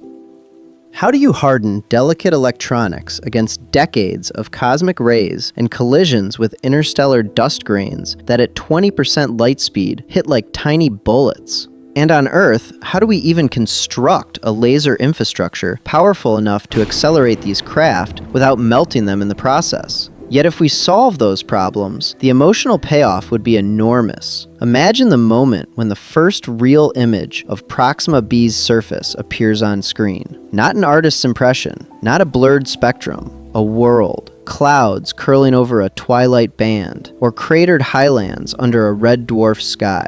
So it's time to find out the truth. Will that first alien landscape be welcoming or utterly hostile? And what happens if, in those pixels, something looks just a little too structured to be natural? Proxima B versus TRAPPIST-1e, two very different red dwarf worlds. So if that first alien landscape really does come into focus, what kind of world are we most likely to see? To answer that, we have to compare Proxima B to another headline exoplanet that has already stepped into the spotlight, TRAPPIST-1e. TRAPPIST-1e orbits an ultra-cool red dwarf about 40 light-years away. It is almost exactly Earth-sized, sitting right in the middle of its star's Goldilocks zone, and it is part of a tightly packed family of 7 rocky planets. Each one is locked in a rapid orbit, with years measured in days, all huddled close to a faint star, only slightly larger than Jupiter. In the hunt for alien life, that compact system is a dream for observers. Because the TRAPPIST-1 planets regularly pass in front of their star from our point of view, they transit. This means the James Webb Space Telescope can watch starlight filter through their atmospheres, one planet after another, and read the chemical fingerprints. For TRAPPIST-1e, JWST has already ruled out a thick, Venus-like CO2 blanket and a puffy hydrogen envelope. Proxima b, by contrast, does not transit. Its orbit is tilted just enough that it never crosses the face of its star. It should be noted that this makes our job vastly harder. Instead of simply measuring how much starlight is absorbed by an atmosphere, we have to tease out heat patterns and reflected light from a single, unresolved point. The nearest Earth-like planet is also, observationally speaking, one of the most awkward. What about the stars themselves? TRAPPIST-1 is active, but appears relatively calm for a red dwarf.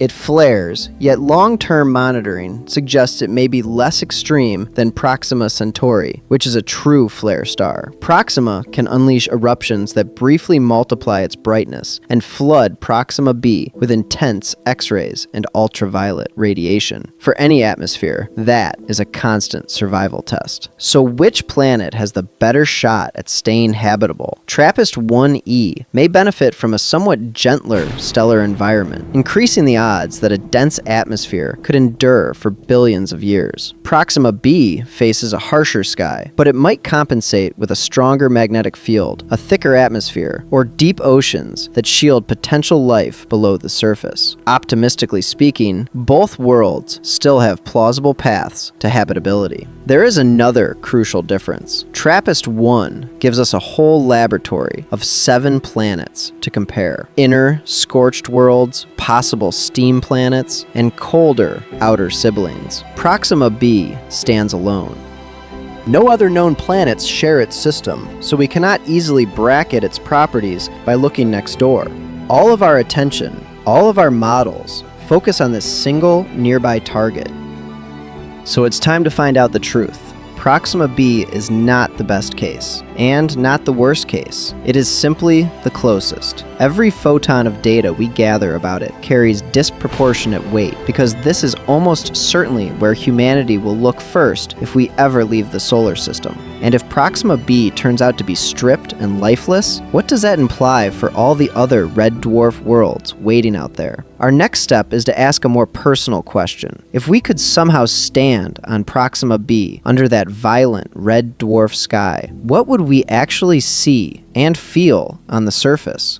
3 futures for Proxima b: dead rock, hidden ocean, or alien garden. So if we could stand there, what kind of world would Proxima b really be? In the hunt for alien life, this single planet right next door splits into 3 very different futures. The first is the most brutal, the dead rock. In this version, Proxima Centauri's early flares stripped the planet's atmosphere away, atom by atom. No air to breathe, no oceans to soften the glare. The day side is a scorched, radiation-blasted desert under a fixed red dwarf star that never moves in the sky. The night side is a frozen vacuum, locked in endless darkness. Maybe, deep underground, pockets of ice survive, or tiny refuges where liquid water briefly melts from internal heat, but the surface itself would be utterly sterilized. This means Proxima b would be closer to Mercury than to an Earth-like world. The second future is far more hopeful, the hidden ocean world. Here, Proxima b managed to keep a thick atmosphere, perhaps richer in CO2 or nitrogen than Earth's, and maybe even a global ocean. Strong winds and powerful currents redistribute heat from the blazing dayside to the frozen night, smoothing out extremes. A dense blanket of air and clouds absorbs the worst of the ultraviolet and X-ray flares. From the surface, the star would still flare, but the sky might glow with diffused crimson instead of deadly radiation. It should be noted that this scenario demands that the planet either formed with a lot of water and volatiles, or that it somehow rebuilt its atmosphere after the most violent early phase of the star. The third possibility is the most dramatic to imagine, the Terminator Garden. In this case, Proxima b does lose a lot of atmosphere and water, and the day side bakes while the night side freezes. But along the thin twilight ring, the line between day and night, conditions settle into a narrow Goldilocks zone. Seas or patchy lakes could cling to this band, under a sky where the red dwarf hangs forever on the horizon. Complex winds would whip around the planet, driving strange climates, towering storms on the edge of day, slow snowfalls on the edge of night. Optimistically speaking, this razor-thin strip could host a chain of habitable environments wrapped all the way around the planet. So which one is most likely? Current climate and escape models lean slightly toward the harsher options, a stripped rock, or, if we are lucky, a limited Terminator habitat, given Proxima's intense activity and the long bombardment early in the system's history. The full ocean world demands more optimistic initial conditions, but we cannot rule it out. So it's time to find out the truth, not with imagination, but with data. As you picture these three futures, which Proxima b do you find yourself rooting for? Because the next generation of telescopes may let us choose between them, and what they see could be far stranger than any of these guesses. What Proxima b teaches us about home. So if Proxima b could be any of these worlds, what does that actually do to our idea of home? We are used to thinking that a livable planet looks like Earth. Blue oceans, white clouds, a yellow star arcing across a 24-hour sky. But while that picture is comforting, Proxima b quietly asks a brutal question. Is that really what habitable means? Or just what we grew up with? In the hunt for alien life, we often start with Earth-like worlds because they are familiar. After all, life arose here. This means our instincts tell us to look for twins of our own system. Sun-like stars, wide orbits, spinning planets with day and night. Yet Proxima Centauri is a dim red dwarf, and its Goldilocks zone is pressed right up against the star. If Proxima b is habitable at all, it is doing it under conditions that break almost every subconscious rule we have about what a home planet should be. It should be noted that red dwarfs are not rare exceptions. They are the rule. They make up the majority of stars in the Milky Way. Statistically, most of the real estate where liquid water could exist is not under yellow suns, but around faint crimson embers. Imagine that for a moment. Most potentially habitable worlds in the universe might live in eternal twilight belts under red skies with their star frozen in place. Would that feel like home to us? Picture standing in Proxima b's Terminator zone, where the dayside glow bleeds into nightside darkness. The star is a fixed, dull, red disk, never rising, never setting. Shadows always fall the same way. The constellations never rotate. At first, would that feel deeply alien, almost wrong to our Earth-trained brains? Or, after a few generations, would children born there simply call it normal, the way we take blue daylight for granted? Psychologically, we tie comfort to cycles: sunrise, sunset, seasons. But while our biology is tuned to Earth, our minds are adaptable. We already live under artificial lights, in submarines, in space stations, reshaping our sense of day with technology. Optimistically speaking, a colony on Proxima b might build its own rhythms, artificial dawns, scheduled nights, rituals synced not to the sky, but to the orbit of their own lives. And this is where Proxima b becomes a mirror. It forces us to separate what life needs from what we merely prefer. Do we truly require blue oceans, or just liquid water of any kind? Do we need a yellow star, or just a steady energy source? Do we need a spinning sky, or only a safe surface and a breathable atmosphere? So let's begin to admit how narrow our definition has been. So it's time to find out the truth about our place in the cosmos. If our first interstellar neighbor is a tidally locked world clinging to habitability beside a restless red dwarf, what does that say about the universe we live in? Maybe Earth is not the template, but the exception. And Proxima b is quietly showing us what normal really looks like. Because if this is what waits just 4.2 light years away, what else might be waiting a little farther out? Standing on Proxima b, a day in the life, minute by minute. So what would it actually feel like to live there? If Proxima b is our first real taste of a normal, habitable world, We need to know not just the numbers, but the experience. So let's begin with a plausible best case. Optimistically speaking, Proxima b has held on to a breathable, but thin, Earth-like atmosphere. We live in a long, narrow band along the terminator, the line between day and night, where ice from the dark side melts and heat from the bright side softens into something survivable. A permanent alien sunset stretches from horizon to horizon. You wake inside a compact habitat, half buried in regolith, the local rock piled thick for radiation shielding. There is no morning here.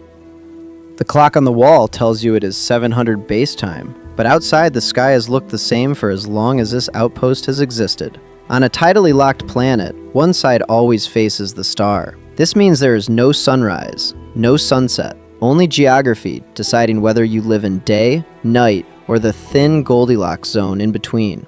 You cycle through the airlock and step out. The first thing you notice is the light. Proxima Centauri hangs low, frozen just above the horizon. A deep red disk, far larger than our sun, appears from Earth, but strangely dim. The world is washed in copper and blood orange tones, as if you are standing inside a permanent eclipse. Shadows are soft, stretched, and never move. The air tastes thin and dry through your respirator, a little like standing on a high mountain on Earth. It should be noted that the atmosphere has to be dense enough to move heat from the blazing day side to the frozen night side, or this terminator ring would collapse into ice and rock. A constant, whispering wind flows from day toward night, carrying a low, steady roar across the barren landscape. Under your boots, the ground is dark basalt, cracked and dusted with rust-red soil. To the dayward side, the terrain brightens, fading into a hazy glare where liquid water pools in scattered, shallow seas. To the nightward side, jagged silhouettes fade into blue-black, where ice fields creep out of permanent darkness. And above that nightward horizon, something astonishing glows. Vast auroral curtains ripple silently, electric green and violet, tracing Proxima b's magnetic field, as charged particles from the red dwarf slam into the upper atmosphere. In the hunt for alien life, these auroras are both a warning and a promise. The star is active, but the planet is fighting back. Then, pattern interrupt. The sky brightens. Not from the horizon, but everywhere at once.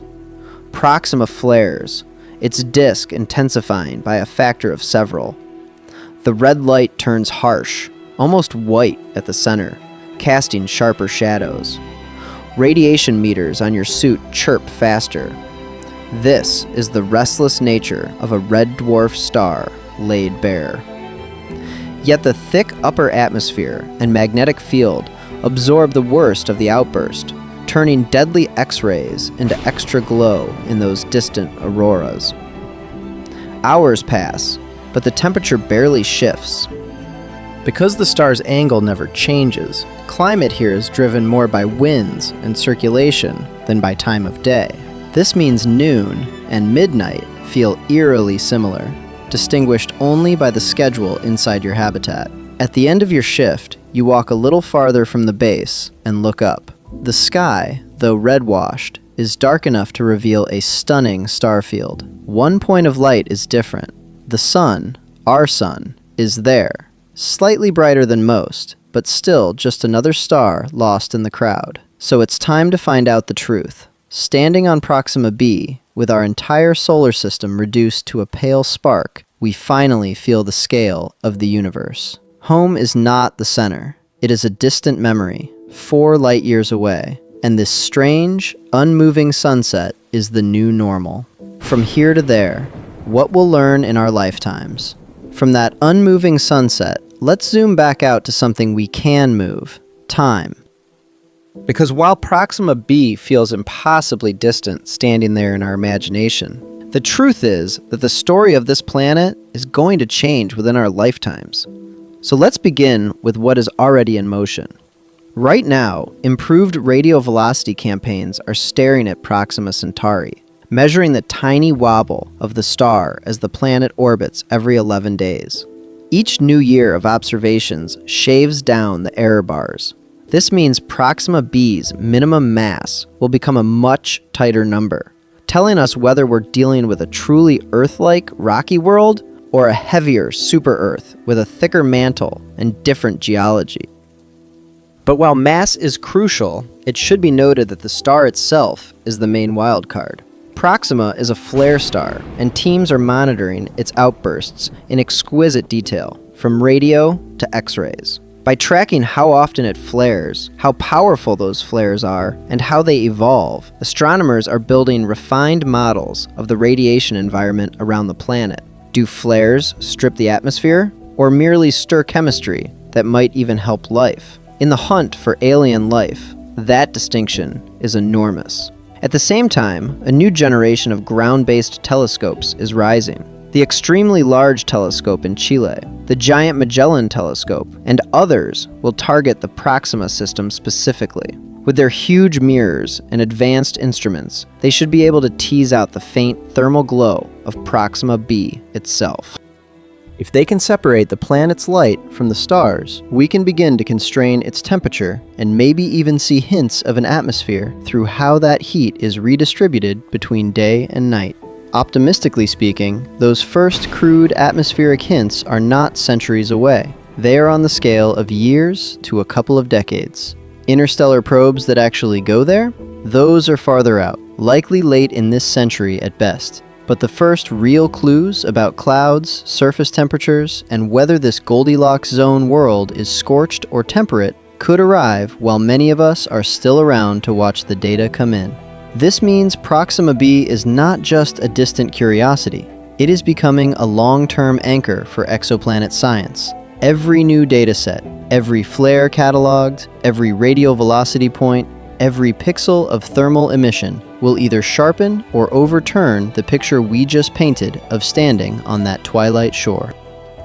And here is the remarkable part. We are alive at the exact moment when this nearby planet is crossing the line from speculation to measurement. The question is, as the data arrive, will Proxima b turn out to be more welcoming than we dared hope, or far harsher than we've imagined so far? Would you go, choosing our first alien home, or far harsher than we've imagined so far? In the hunt for alien life, that uncertainty is exactly where we live right now. We have a planet only 4.2 light-years away, locked to a dim red dwarf circling once every 11 days in the Goldilocks zone. And yet, we still do not know whether its surface is ocean, ice, rock, or something far stranger. So let's begin our final step back. We have walked through Proxima's deep red glare and the strange physics of a world that always shows the same face to its star. We have seen how tidal locking could freeze one hemisphere, scorch the other, and leave only a thin twilight ring where liquid water might survive. We have explored climate models that range from global oceans and thick atmospheres to bare rock and endless nightside ice. And we have imagined human colonies standing in eternal sunset, building cities along that narrow, habitable terminator. But while Proxima b is often introduced as our closest potential second home, it should be noted that it may instead be our closest warning sign. This means that habitable zone does not automatically equal habitable. A planet can sit at just the right distance, in just the right orbit, and still be stripped by flares, sterilized by radiation, or locked into climates no technology can easily tame. Optimistically speaking, it could also stabilize with clouds, oceans, and a protective atmosphere that turns that twilight belt into an Earth-like refuge. Right now, both stories fit the limited data, so it's time to find out the truth on a more personal level. Knowing what you know now about the flares, the darkness, the possible oceans and storms, would you volunteer to live on Proxima Centauri b if it became possible in your lifetime? Would you accept an 11-day year, a red sun frozen on the horizon, and the knowledge that Earth would be a pale star behind you, perhaps forever? Or would you rather watch from a safe distance, letting robots be the first explorers of that alien shore? Tell us in the comments, which scenario do you find most plausible or most appealing? A harsh, airless rock, a frozen world with a thin ring of habitability, or a surprisingly gentle ocean planet wrapped in clouds? If we sent a probe there first, what would you want it to see before anything else? The sky from the Terminator? The spectrum of the atmosphere? Or the glow of possible city lights against the night side? We are just at the beginning. Future telescopes will test Proxima b and then move on to other nearby red dwarf systems, from TRAPPIST-1 to yet undiscovered neighbors. If you want to follow that unfolding story, our search for life and new homes beyond Earth, consider subscribing, sharing this video, and joining us as we explore the next world in our cosmic neighborhood.